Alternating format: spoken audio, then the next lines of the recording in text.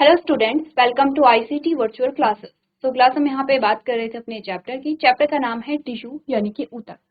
तो अभी हम बात कर रहे हैं यहाँ पर टिश्यू के बारे में। प्लांट टिश्यू हमारा टॉपिक चल रहा है। प्लांट टिश्यू में हम मेरिस्टेमेटिक टिश्यू पढ़ चुके हैं और हम बात कर रहे हैं यहाँ पे परमानेंट टिश्यू के बारे में। परमानेंट टिश्यू में सिंपल परमानेंट टिश्यू की यहाँ पे बात चल रही है। तो सबसे पहले अभी तक की जो चीजें हैं वो एक बार रिवाइज कर लेते हैं सिस्टमेटिक वे में।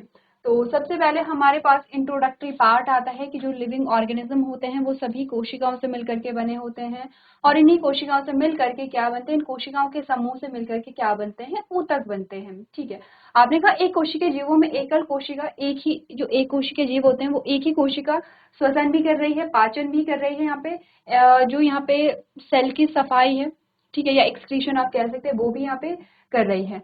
बहुकोशिकीय जीवों में श्रम का विभाजन होता है। ऐसे नहीं कि एक ही सेल सब कुछ कर रही है या एक ही टिश्यू सब कुछ कर रहा है या एक ही ऑर्गन सब कुछ कर रहा है, नहीं। अलग अलग फंक्शन के लिए अलग अलग हमारे पास यहाँ पे ग्रुप्स होते हैं। जैसे कि हमने कहा डाइजेशन के लिए डाइजेस्टिव सिस्टम है, रेस्पिरेशन के लिए रेस्पिरेटरी सिस्टम है, एक्सक्रीशन के लिए एक्सक्रीटरी सिस्टम है, सर्कुलेशन के लिए सर्कुलेटरी सिस्टम है। तो अलग अलग सिस्टम हमारे पास यहाँ पर होते हैं किनमें, मल्टी सेलुलर ऑर्गेनिज्म या बहुकोशिकीय जीवों में। ठीक है, चलो एग्जाम्पल्स आते हैं कि अगर हम बात करें कि क्या क्या एग्जाम्पल्स हैं यहाँ पे टिश्यू के। टिश्यू का एक ये आपका इंट्रोडक्टरी पार्ट है। तो आपने कहा एग्जाम्पल क्या है यहाँ पे, जैसे कि एनिमल में मसल सेल्स जो होती हैं, आपने कहा for example in animal muscle cells are responsible for causing movement. जैसे कि आपने कहा मनुष्य में क्या होती है, यहाँ पे मसल सेल्स होती हैं जो मस्कुलर टिश्यू बनाती हैं, ऊतक बनाती हैं, इनका काम होता है मूवमेंट करना। ठीक है, फिर nerve cells are responsible for carrying messages and signal from one part to another. हमने कहा जो हमारे पास नर्व सेल होती हैं जो नर्वस टिश्यू बनाती हैं, नर्व सेल्स मिल करके नर्वस टिश्यू बना रही हैं, इनका काम होता है मैसेजेस को पास करना, बॉडी के एक पार्ट से दूसरी पार्ट में मैसेजेस को पास करना। जैसे कि अब हम चलते हैं और हमें चलते चलते ठोकर लग जाती है, हमारे पैर में चोट लग गई है, हमें जो भी चीजें फील हो रही है वो कैसे फील हो रही है, हमारा जो ब्रेन है वो यहाँ पे सिग्नल ले रहा है। तो पैर से लेकर के सिग्नल हमारे ब्रेन तक पहुंचता है कि हमें चोट लगी है और तब हमें दर्द का एहसास होता है। फिर जो भी रिस्पॉन्स निकलेगा वो आपका ब्रेन जो है वो कमांड देता है। तो यहाँ पे मैसेजेस कौन कन्वे कर रहा है, नर्व सेल, और यही सेल मिलकर के नर्वस टिश्यू बनाती हैं। आपने कहा blood is responsible for transportation of food and oxygen to different parts of the body. ऐसे ही एक और ऊतक होता है यहाँ पे ब्लड। ब्लड भी अलग अलग कोशिकाओं से मिलकर के बना होता है, इसका काम है हमारी बॉडी में ट्रांसपोर्टेशन का। ये तो है एनिमल टिश्यू के एग्जाम्पल है। प्लांट टिश्यू के क्या है, आपने यहाँ पे वैस्कुलर टिश्यू होते हैं जो कि यहाँ पे फूड एंड वाटर के ट्रांसपोर्टेशन में मदद करते हैं। तो ये एग्जाम्पल है हमारे। आगे हमने बात की है यहाँ पर, ठीक है, ये इसी का ट्रांसलेशन है। आगे हमने बात की है यहाँ पर टिश्यू जो है वो यहाँ से the cells form groups of cells, the cells form group of cells to perform a single task. कोशिकाएं किसी एक कार्य को करने के लिए कोशिकाओं का समूह बनाती हैं। This grouping of cells together to perform a function efficiently is called tissue. किसी कार्य को कुशलता पूर्वक करने के लिए कोशिकाओं के एक समूहन को ऊतक कहा जाता है। एग्जाम्पल मसल्स एंड ब्लड, मांसपेशियां और रक्त। ये क्या है, यहाँ पे एनिमल टिश्यू के एग्जाम्पल है। The tissue cells have the same structure and they perform the same function. ऊतक की कोशिकाओं की संरचना एक जैसी होती है और वो एक जैसे ही यहाँ पे कार्य करते हैं। उसके बाद टाइप्स ऑफ टिश्यू हमारे पास आते हैं। टाइप्स ऑफ टिश्यू में हमारे पास प्लांट टिश्यू, एनिमल टिश्यू आए हैं। हम डिस्कस कर रहे हैं प्लांट टिश्यू को। अब देखो ये टेबल है और ये सेम टेबल आप प्रीवियस लेक्चर में काफी बार यहाँ पे देख चुके हैं। वो टेबल थोड़ा छोटी थी, तो यहाँ पर आपको क्लियरली दिख रहा है टाइप्स ऑफ प्लांट टिश्यू कितने टाइप के होते हैं और किस प्रकार से क्लासिफाई किया गया है। सबसे पहले तो यहाँ पर ये जो टेबल है वो आपको नोट करनी है। प्लांट टिश्यू दो टाइप के हमने पढ़े हैं, मेरिस्टेमेटिक टिश्यू जिसको विभज्योतक ऊतक भी हम कहते हैं, ये ध्यान रखना। परमानेंट टिश्यू को हम अस्थायी ऊतक कहते हैं, ये ध्यान रखना, ठीक है। मेरिस्टेमेटिक टिश्यू हम हमारे पास apical meristem, lateral meristem, intercalary meristem आए हैं जो हम पढ़ चुके हैं। परमानेंट टिश्यू में हमारा सिंपल परमानेंट चल रहा है जिसमें आपने पैरेन्काइमा पढ़ा, कोलेनकाइमा पढ़ा, स्क्लेरेन्काइमा पढ़ा है। अब यहाँ पर इनको थोड़ा सा एक बार फिर से रिवाइज कर लेंगे, ठीक है, और डिफरेंसेस जो है वो हमें पता चलेगा। तो सबसे पहले मेरिस्टेमेटिक टिश्यू को जब आपने पढ़ा तो आपने कहा only certain parts of plants tend to grow. पौधे के कुछ ही भाग ऐसे होते हैं जिनमें ग्रोथ होती है, ऐसे नहीं कि हर भाग में ग्रोथ हो रही है। This tissues located in such parts are called meristematic tissue. पौधे के कुछ ही भागों में क्या पाई जाती है, वृद्धि होती है, और जिन भागों में वृद्धि होती है वहां पर पाए जाने वाले जो ऊतक है उनको विभजोतक ऊतक कहते हैं या मेरिस्टेमेटिक टिश्यू कहते हैं। They can divide themselves and form a new tissue. ये खुद को क्या करते हैं, डिवाइड करते हैं, विभाजित करते हैं, नए ऊतकों का निर्माण करते हैं। They have thin cell wall made of cellulose. इनकी जो कोशिका भित्ति होती है, प्लांट सेल पढ़ा है आपने, इसका जो प्रीवियस चैप्टर था सेल, और वहां पर प्लांट और एनिमल सेल दोनों पढ़ी थी। क्या बोला था, प्लांट सेल में सेल वॉल होती है, एनिमल सेल में सेल वॉल नहीं होती है। तो हम प्लांट के बारे में बात कर रहे हैं तो यहाँ पे सेल वॉल तो सब में होगी। आपने कहा मेरिस्टेमेटिक टिश्यू की जो सेल वॉल होती है वो थिन होती है, पतली होती है और सेलुलोज से मिलकर के बनी होती है। सेलुलोज एक प्रकार का कार्बोहाइड्रेट है। They have a dense nucleus and cytoplasm but lack vacuoles. अब ये इंपॉर्टेंट पॉइंट है, इसीलिए हम यहाँ पर थ्योरी पोर्शन फिर से रिवाइज कर रहे हैं क्योंकि कुछ इंपॉर्टेंट जो पॉइंट है वो हमारे रह जा रहे थे। यहाँ पर आपने कहा इनमें जो न्यूक्लियस होता है वो डेंस होता है। डेंस का मतलब होता है सघन। अगर हम साधारण भाषा में बोले तो गाढ़ा, गाढ़ा होता है थिक। अब गाढ़ा मत लिख के आना, डेंस या सघन ही लिखना।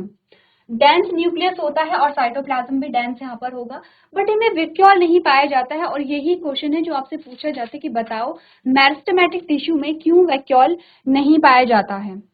ठीक है, इसके रीजन है, देखो मेरिस्टेमेटिक जो टिश्यू है उसकी जो सेल है उनका यहाँ पे फंक्शन है कि उनको यहाँ पे क्या करना है, यहाँ पे डिवाइड करना है, विभाजन करना है। अच्छा, ये तो हमने एनिमल सेल का स्ट्रक्चर बना दिया। प्लांट सेल कुछ ऐसी होती है, ठीक है, नॉर्मली प्लांट सेल कुछ ऐसी होती है।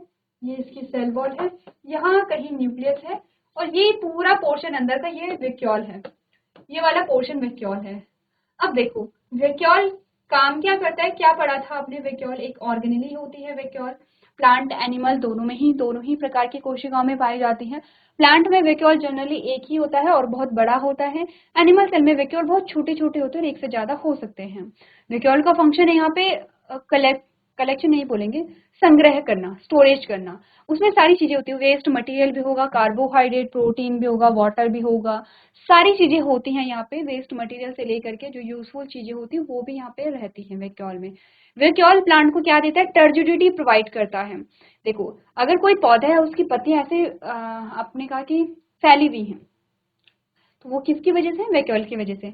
जब पानी की कमी हो जाती है तो जो यहाँ पे पत्तियां हैं, जैसे ये एक पत्ती है, तो पत्तियां कैसे होती है, ऐसे मुरझा जाती हैं। जैसे आप पानी देते हैं पत्तियां फिर से ऐसे क्या हो जाती है, खिल जाती हैं या चौड़ी हो जाती हैं। वो वैक्यूल की वजह से कि जो प्लांट को टर्जिडिटी दे रहा है।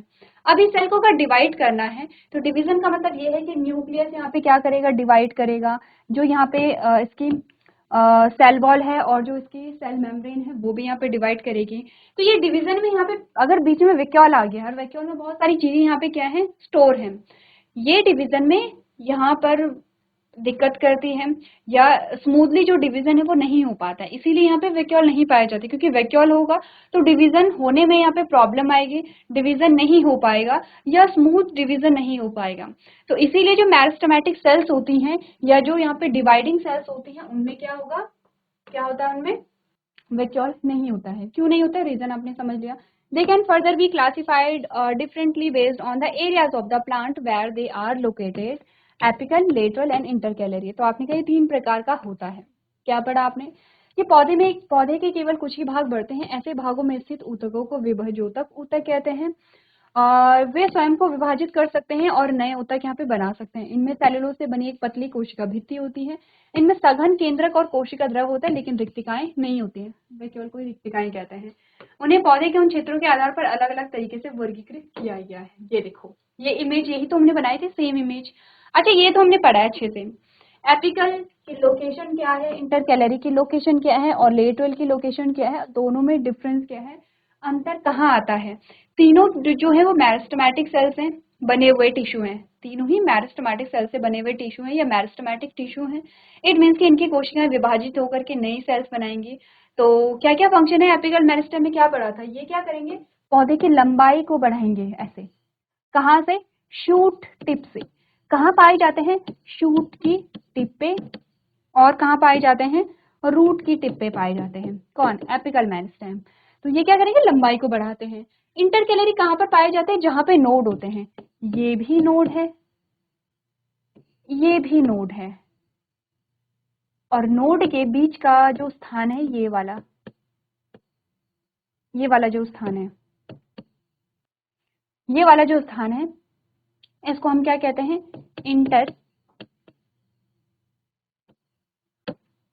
Inter node. ये वाला जो स्थान है, ये वाला, इसको हम क्या कहते हैं? इंटर नोड कहते हैं। इंटरकैलेरी मेरिस्टम इंटरनोड की जो लेंथ है उसको बढ़ाता है, ठीक है। ये सेल ऐड यहाँ पर करेगा, ठीक है, ये भी सेल यहाँ पे ऐड करेगा तो इसकी लेंथ को बढ़ाएगा, यानी कि स्टेम की जो लेंथ है वो बढ़ाता है। लेटरल मेरिस्टम क्या करेगा? जो सेल्स बढ़ाएगा वो इधर साइड को बढ़ाएगा, ये इधर साइड को बढ़ाएगा, तो स्टेम की थिकनेस को बढ़ाएगा। तो रिजल्ट हमारे पास जो आता है वो कुछ ऐसा आता है, देखो यहाँ पर आपको एपिकल मेरिस्टम मिल रहा था, तो यहाँ पे नई सेल्स ऐड होती रहती हैं ऐसे, ये, और ये कुछ ऐसा स्ट्रक्चर आपको देती हैं।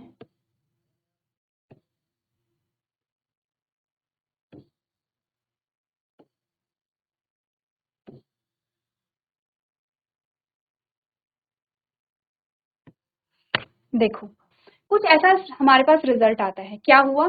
देखो ये हुआ, एक नोड ये था और एक नोड ये था, इसी का डायग्राम हम बना रहे हैं, ठीक है। अब ये नोड इंटरनोड के बीच का जो स्पेस है वो इतना है, ये देखो ये इंटरनोड है, और यहाँ पर अगर हम देखेंगे तो इंटरनोड जो है वो बढ़ गया है। इंटरनोड क्या होता है? दो नोड के बीच का जो स्थान है वो इंटरनोड होगा, इंटरनोड की लेंथ बढ़ गई है। दूसरा जो टिप है, शूट टिप जो है वो यहाँ तक आ रहा था, तो इतनी जो लेंथ है वो शूट टिप की बढ़ गई है। थिकनेस अगर हम देखेंगे, ये स्टेम की थिकनेस, और यहाँ पर अगर हम थिकनेस देखेंगे तो ये यहाँ पे थिकनेस आ जाती है, मोटाई जो है, थिकनेस तो क्या मोटाई बोलेंगे इसको। लेटरल मेरिस्टम क्या करता है? पौधे की या पेड़ की जो तना है, तने की मोटाई को बढ़ाएगा। इंटरकैलरी दो नोड के बीच के स्पेस यानी कि इंटरनोड को बढ़ाएगा। एपिकल मेरिस्टम यहाँ पे शूट टिप को बढ़ाता है, ठीक है। तीनों हमने पढ़ लिए हैं, देख लिए हैं। अब तीनों को एक बार आपके पास डिफ्रेंशिएट करने के लिए आता है, तो ध्यान देना, ये एपिकल है, ये लेटरल है, और ये इंटरकैलरी है। लेटरल और इंटरकैलरी में कंफ्यूजन होता है, क्योंकि जब मैं पढ़ती थी मुझे होता था, तो कंफ्यूज मत करना। लेटरल जो है, जो साइड में ऐसे खड़े रहते हैं, लेटरल है, ठीक है। ये लेटरल है, देखो ये लेटरल है, जो यहाँ पे स्टेम के ऐसे साइड साइड में ऐसे रहते हैं। इंटरकैलरी को देखो, इंटरकैलरी मतलब कि कुछ बीच का स्थान जैसे, रिलेट करने के लिए है, याद करने के लिए, लिखना नहीं है, बस आप रिलेट करेंगे लेटरल और इंटर कैलरी में डिफरेंशिएट करने के लिए। एपिकल तो डिफरेंट है, ठीक है। इंटर कैलरी क्या होता है? एक ऐसा टिश्यू होगा जो कहीं बीच में होगा। बीच का मतलब जब ये दो नोड पे पाया जा रहा है, ठीक है, तो कहाँ पे पाया जा रहा है? ये नोड में पाया जा रहा है। कहाँ पर? बीच में, तने के ऐसे मिड पार्ट में। ये मिड पार्ट है, ये मिड पार्ट है, यानी कि ऊपर भी तना नीचे भी तना, ये मिड पार्ट है, ऊपर भी तना नीचे भी तना, मिड पार्ट है। तो जो बीच में कहीं पाया जा रहा है वो इंटर कैलरी है, ठीक है।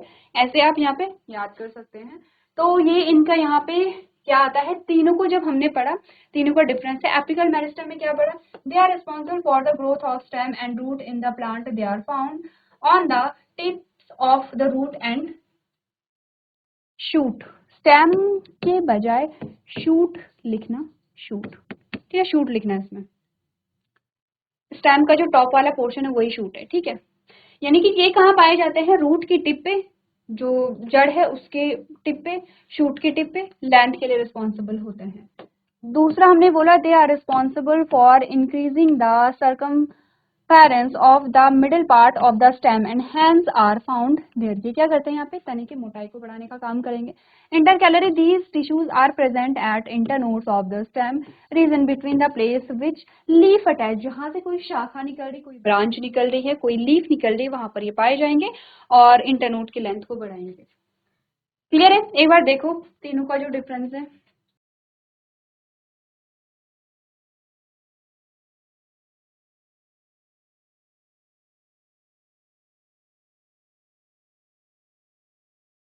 चलो आगे बढ़े यहाँ पे। अब इंटरकैलरी मेरिस्टेम में रिक्तिकाएं क्यों नहीं पाई जाती, इसका रीजन हमने यहाँ पर देख लिया। एक बार रीड कर लेते हैं, क्वेश्चन पूछ लिया जाता है। Vacuoles are responsible for the storage of food in the water and intercalary tissue do not store them. They are rather responsible for manufacturing them. Moreover, vacuoles contain sap which provides a rigidity to a cell. This property of vacuole may not allow the the intercalary tissues to divide and manufacture new cells, hence vacuoles are not present in them. आपने कहा रसधानियां यानी कि vacuole पानी में भोजन के भंडारण के लिए जिम्मेदार होती है, इंटरकैलोरी ऊतक इन्हें संग्रहित नहीं कर सकते क्योंकि वे उनके निर्माण के लिए जिम्मेदार हैं। इसके अलावा रसधानियों में रस होता है जो कोशिकाओं को कठोरता प्रदान करता है। रिक्तिकाओं के यह जो कैरेक्टर है वो अंतरकोशिकीय ऊतकों को विभाजित करने और नई कोशिकाओं के निर्माण की अनुमति नहीं देता है, अतः इनमें रिक्तिकाएं उपस्थित नहीं होती हैं। परमानेंट टिश्यू पे आ जाओ, ठीक है, जो हम डिस्कस कर रहे हैं। The cells that are formed by the meristematic tissue often have to take a certain role in the plant, and thus they lose their ability to divide and form more cells. They then become the permanent tissue of the plant. यानी कि विभजोतक ऊतकों द्वारा बनने वाली कोशिकाओं को अक्सर पौधे में एक निश्चित भूमिका निभानी पड़ती है और इस प्रकार वे विभाजित होने और अधिक कोशिकाएं बनाने की अपनी क्षमता खो देते हैं, फिर वे पौधे में स्थायी ऊतक बन जाते हैं। तो विभजोतक ऊतक से ही आपने कहा क्या बन रहे हैं, यहाँ पे स्थायी ऊतक बन रहे हैं। अब एक टर्म आता है कि क्या होता है डिफरेंशिएशन किसको कहते हैं या विभेदन किसको कहते हैं, ये शब्द पूछा जाता है, इंपॉर्टेंट है। What is differentiation? The process by which cells of the meristematic tissue convert themselves into permanent tissue by taking a fixed shape, size and function is called differentiation. यानी कि वह प्रक्रिया जिसके द्वारा विभजोतक ऊतकों की कोशिकाएं एक निश्चित आकार और कार्य करके स्वयं को स्थायी ऊतक में परिवर्तित कर लेती है, विभेदन कहलाता है। तो विभेदन क्या है? जब मेरिस्टेमेटिक सेल्स खुद को परमानेंट टिश्यू में या मेरिस्टेमेटिक सेल्स खुद को परमानेंट सेल्स में कन्वर्ट कर लेती हैं। In short meristematic tissue permanent tissue में कन्वर्ट हो रहा है, तो इस प्रोसेस को, इस प्रक्रिया को हम डिफरेंशिएशन या विभेदन कहते हैं। ठीक है, क्लियर है क्या होता है डिफरेंशिएशन? अब आते हैं सबसे पहले सिंपल परमानेंट टिश्यू पे, जिसमें हमने पैरेन्काइमा को डिस्कस किया है। वैसे तो हमने पैरेन्काइमा पढ़ लिया है, लेकिन अब इसके कैरेक्टरिस्टिक्स देखो एक एक करके, जो कि आपको यहाँ पे नोट भी करनी है। और आपको जब आप पैरेन्काइमा, क्वालेनकाइमा, स्क्लेरेन्काइमा पढ़ेंगे तो तीनों में आप यहाँ पे डिफ्रेंशिएट भी कर सकते हैं। Parenchyma is a precursor of all the other tissues. The tissue is a living cells. ये टिश्यू जो है वो जीवित कोशिकाओं से बना होता है। Consisting of unspecialised cells with thin cell wall. इनमें इनकी सेल वॉल कैसी होती है? पतली होती है। अनस्पेशलाइज्ड सेल यानी कि सारी जो कोशिकाएं हैं वो एक प्रकार की रहती हैं और इनकी जो कोशिका भित्ति है वो पतली रहती है। Their cells are made up of cellulose. जो सेल वॉल है वो सेलुलोज से मिलकर के बनी होगी। They are loosely packed with intercellular space between them. इनमें अंतर कोशिकीय स्थान होता है, जैसे हमने प्रीवियस लेक्चर में पढ़ा था। Parenchyma cells are isodiametric, that is more or less equally expanded on the all side. यहाँ पे इक्वली ये एक्सपेंडेड नहीं रहते हैं। They could be oval. इनका शेप अलग अलग हो सकता है, ओवल हो सकता है या स्फेरिकल हो सकते हैं, यानी कि गोल हो सकते हैं, पॉलीगोनल हो सकते हैं, इनका शेप अलग अलग हो सकता है। They contain dense cytoplasm. इनमें जो कोशिका द्रव होता है वो सघन होता है विद डिस्टिंक्ट न्यूक्लियस, ठीक है, एंड लार्ज सेंट्रल वैक्यूल। ये इंपॉर्टेंट पॉइंट आ गया है यहाँ पे। इनमें क्या पाया जाता है? यहाँ पे लार्ज सेंट्रल वैक्यूल पाया जाता है। तो क्या पढ़ा आपने यहाँ पे पैरेन्काइमा के बारे में? पैरेन्काइमा अन्य सभी ऊतकों का अग्रदूत है। ऊतक एक जीवित कोशिका है जिसमें पतली कोशिका भित्ति वाली अविशिष्ट कोशिकाएं होती हैं। इनकी कोशिकाएं जो होती है, कोशिका भित्ति, वो सेलुलोज से बनी होती है। अपने बीच अंतर कोशिकीय स्थानों से शिथिल रूप से भरे हुए रहते हैं। इसकी जो कोशिकाएं वो आइसोडर्मेटिक होती है, अर्थात सभी तरफ कंबोशन समान रूप से विस्तृत होती हैं। वे आकार में अंडाकार हो सकती हैं, गोलाकार हो सकती हैं, बहुभुज हो सकती हैं। उनमें एक अलग केंद्रक होगा। बड़ी केंद्रिक रिक्तिका के साथ सघन कोशिका द्रव होता है। मेरिस्टेमेटिक सेल्स में वैक्यूल नहीं पाए जा रहे हैं, पर जैसे ही वो परमानेंट सेल में कन्वर्ट हो रहे हैं या जैसे ही परमानेंट टिश्यू में कन्वर्ट हो रहे हैं, वैसे ही उनमें वैक्यूल आ गया है। ये क्लियर डायग्राम है किसका? पैरेन्काइमा का। इसमें आप देख रहे हैं सेल वॉल पाई जा रही है जो कैसी है, यहाँ पे थिन है, पतली है। वैक्यूल इनमें पाए जा रहे हैं और हर एक सेल में अपना न्यूक्लियस है। इंटरसेलुलर स्पेस, ये देखो, ये है इंटरसेलुलर स्पेस। ये इंटरसेलुलर स्पेस आ गया, कोशिकाओं के बीच का स्थान। ऐसा नहीं है कि एकदम कॉम्पैक्टली पैक्ड है, ये सारा क्या है? इंटरसेलुलर स्पेस आ गया है। अब दो प्रकार के पैरेन्काइमा हमने पढ़े थे। देखो, हमने कहा था यहाँ पे अगर पैरेन्काइमा क्लोरोफिल को यहाँ पे स्टोर कर लेता है, these tissues are similar to that of parenchyma but they also contain a chlorophyll in them. Due to the presence of chlorophyll, they are capable of performing the process of photosynthesis in plants. ये क्या करते हैं, chlorophyll को store कर लेते हैं और क्योंकि क्लोरोफिल इनमें है तो अब ये फोटोसिंथेसिस कर पा रहे हैं। पैरेन्काइमा का काम था स्टोरेज करना, जब ये क्लोरेन्काइमा बनता है तो अब ये फोटोसिंथेसिस भी कर सकता है। और अगर यहाँ पे इंटरसेलुलर स्पेस बहुत ज्यादा बढ़ जाता है तो अब हम इसको एरेन्काइमा कहेंगे। They are found in aquatic plant, ये जलीय पादपों में पाया जाता है। They are also similar in structure to that of the parenchyma, but they have large air cavities in them. इनमें बड़ी बड़ी जो एयर कैविटीज होती हैं वो पाई जाती हैं। These cavities allow the aquatic plant to the float in water, buoyancy provide करता है जो कि फ्लोट करने में मदद करता है। ठीक है, चलो देखो एक बार क्लोरेन्काइमा एंड एरेन्काइमा।